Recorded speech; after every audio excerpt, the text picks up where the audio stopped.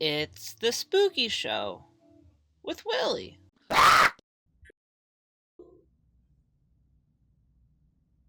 Greetings.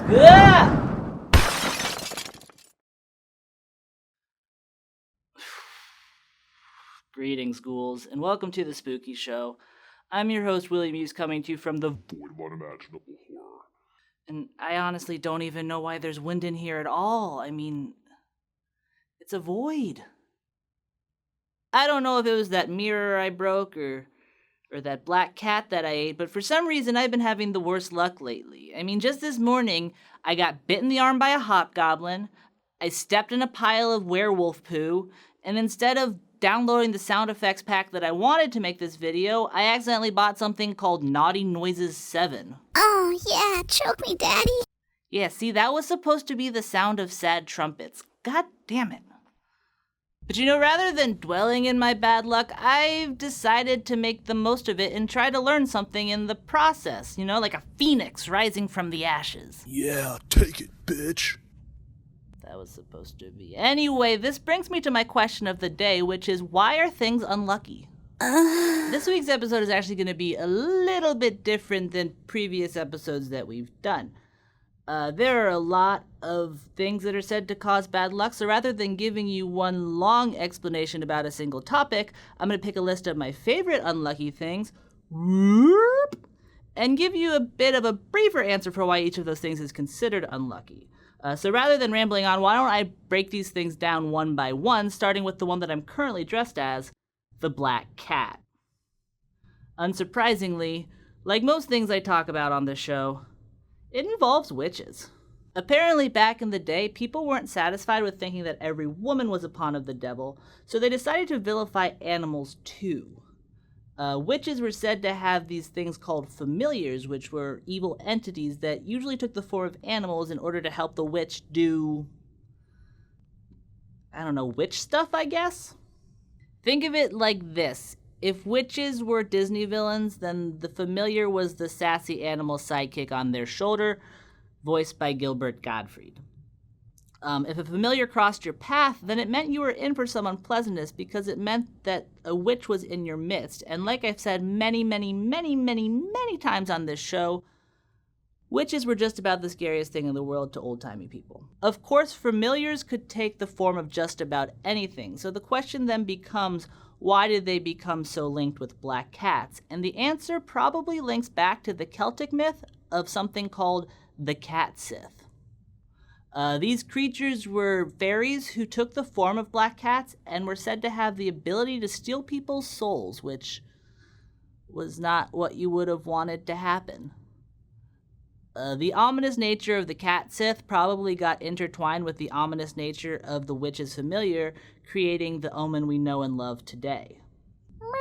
The next harbinger of bad luck we'll tackle is also a sin against God, albeit a much dumber one. Though you might think that walking under a ladder is bad luck because it's dangerous, the actual reason has to do with the triangle shape that it makes when leaned against a wall. The three sides of the triangle were thought to represent the Holy Trinity, and thus walking through it would mean that you were unintentionally breaking up said Trinity, which would have been an act of blasphemy. And if you know anything about blasphemy, you know that it leads to bad things. So that's how walking under a ladder became associated with bad luck. The Judeo-Christian God wasn't the only deity that people feared pissing off, and that's where our next unlucky fellow comes into play. Like a lot of things, the concept of an umbrella being unlucky might date back to the ancient Egyptians. Back then, umbrellas were used more to block out the sun than to protect from the rain, and though I couldn't find the leap of logic that explained it, it was believed that opening an umbrella indoors when you didn't actually need it was a huge FU to the sun god, and so he would smite everyone in the house that would commit such a heinous deed. Seems harsh. Right now you might be thinking that this explanation makes no sense, and if that's the case, then that means either one of two things. Either you're more evolved in your thinking than an ancient Egyptian from thousands of years ago, or this isn't the actual explanation behind the superstition. And the truth is, I did find another more modern rationale for why opening umbrellas indoors would be considered unlucky that makes a lot more sense. Basically, people didn't want to keep getting their eye poked out. As modern technologies advanced, umbrellas became more and more dangerous. Once we started adding sharp metal pins to the ends of them, they were basically hazards, and opening them up in enclosed spaces was not ideal. For this reason, people essentially made up the rumor that opening an umbrella indoors was bad luck because they wanted to make sure other people didn't do it anymore. If this sounds like a lame explanation, well, sorry, because this way of thinking pops up a lot with these sorts of superstitions. Apparently, an easy way to manipulate people is to threaten them with the possibility that something bad might happen. This is probably the case with our next superstition as well. Oh, yeah, pee on my face. That was supposed to be the sound of mirrors breaking. God damn it. Technically, I found two explanations for why breaking mirrors is considered bad luck, but I'm more inclined to believe that the more simple explanation is probably also the right one. That said, I'm going to start with the more complicated one. Some people believe that the superstition arose in the Roman days because despite all of their innovations, they were still stupid past people. Basically, they believed that mirrors were reflecting more than just our physical forms. They were reflecting our souls. In shattering a mirror, you were thought to be shattering your soul, and a shattered soul did not mean good things. This is probably where we get the concept that breaking a mirror will bring exactly 7 years of bad luck, because Romans believed that after 7 years, the self renewed itself, so even if your soul was shattered, you'd still be getting a shiny new one if you waited for just a little bit. Like I said though, that's the more complicated explanation, so let's get to the simpler one, which is that mirrors used to be much more expensive and much easier to break. People didn't want their shiny new toys to be shattered, so the rumor started that doing so would bring whoever did it bad luck, so that people would be extra careful when they were checking out their own reflection. Another thing that used to be insanely expensive was salt, which is one explanation for our next superstition. Just like with mirrors, people were led to believe that spilling salt would bring them bad luck because they didn't want to run out of it and have to go into debt in order to have their food taste good. I want some potato chips. Another possible explanation for why spilling salt is bad luck is because Judas was portrayed as doing so in Da Vinci's famous painting, The Last Supper. See? To the super Christian people of the past, anything associated with the man who killed God was not great. And this, oddly enough, leads us into our final omen of bad luck. Fun fact, this also happens to be how old people think I am when they first meet me. Since Judas was the 13th disciple, and since he brought about bad things, the number 13 was also thought to bring about bad things as well, which I guess makes sense if you think about it. I mean, if Jesus had capped his team off at 12, he'd probably still be alive to this very day. Of course, all the things that I've talked about today have had a lot of possible explanations, and the number 13 is no exception. For me personally, the one that makes the most sense has to do with the idea that 13 is just one too many. Basically, a lot of people in the ancient world saw 12 as the perfect number, which makes a lot of sense if you think about it. A lot of aspects of our lives, from clocks to calendars, are based around the number 12, and so 13 kind of became like the weird younger sister of the number 12.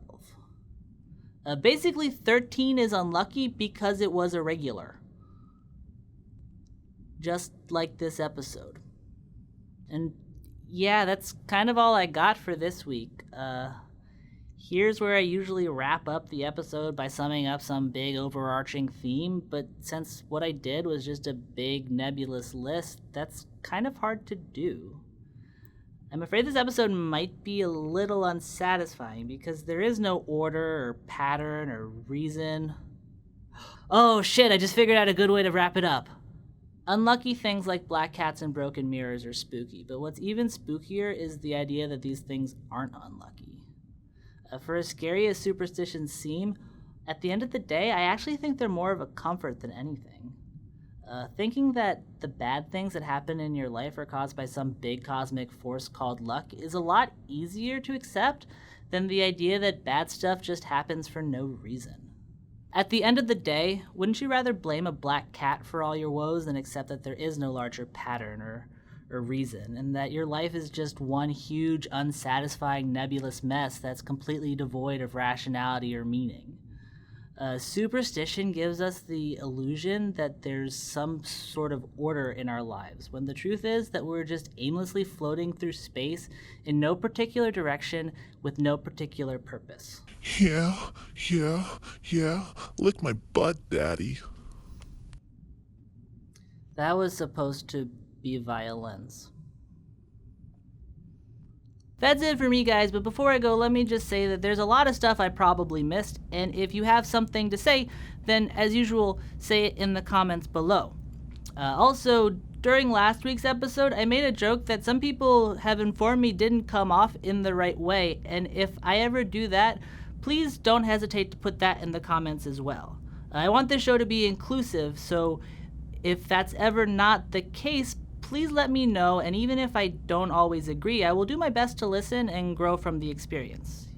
You know, so long as the person saying it isn't a lesbian. That was a joke. I'm sorry. This is why I'm saying the whole thing. Just leave it in the comments, and I shouldn't be allowed to talk. Also, please like, subscribe, share, advertise my show with some sort of bat signal-like contraption, anything you can do to help me grow. I don't know how many of these shows I have left in me, but I hope it's a lot. And the more I grow, the more I can justify keeping this up. Other than that, I don't have much to say. Besides, I'm Willie Muse, and this was a spooky show. See you later, ghouls. Woo!